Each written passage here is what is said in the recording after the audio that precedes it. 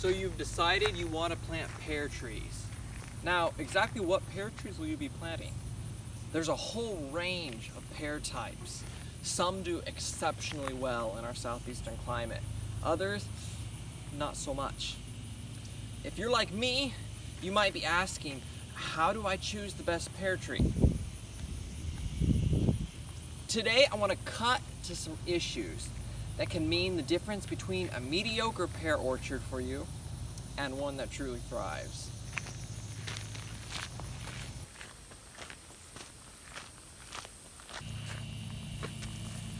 Now, a logical place to start when selecting a fruit tree is the foundation.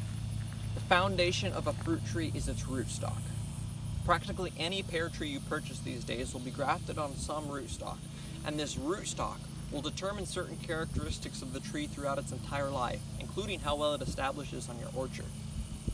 Now, you could spend a long time researching rootstocks, but I hope to spare you some of that time. For those who live in the Southeast, from Florida and Texas northward through Zone 6, there's a specific rootstock that I recommend for pears. I recommend this rootstock because it helps trees establish themselves well on a wide range of soils. It is a standard rootstock. It produces a large tree, but it's resistant to fire blight, and it does so well in this region that it has escaped from ornamental plantings, and it can now be found growing along roadsides.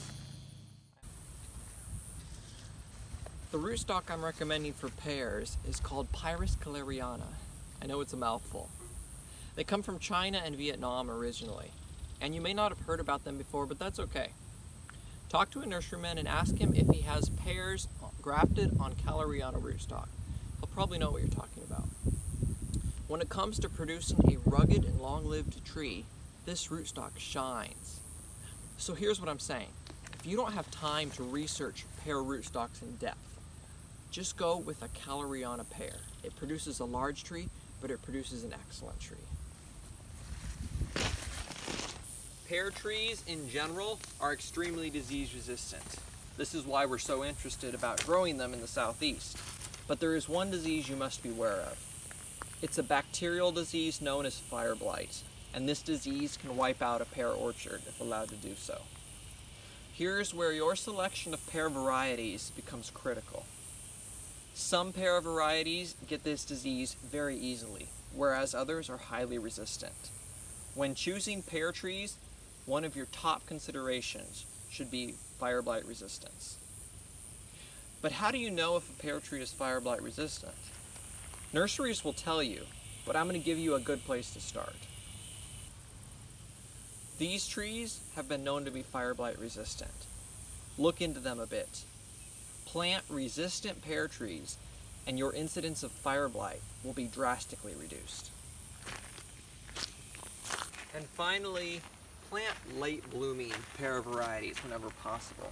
Why late blooming? Often in springtime, late spring frosts can kill tender pear blossoms. The later your pear trees bloom, the more likely that they will escape these frosts. At this point, the only specific variety I can recommend is a variety called Turnbull. At least from my research, this one is known to escape frosts quite well. But aside from this, I recommend that you plant an array of fire blight resistant varieties. Most likely some of these will do much better at escaping the frost than others. You'll be involved in the research yourself. Pears are truly a rewarding crop to grow, and success is within your reach. If you want to learn more about growing pears and other fruits, visit my Facebook page. And for those who are interested in purchasing fire blight resistant trees grafted on the rootstock I recommend, check out the link in the description. Thanks for watching.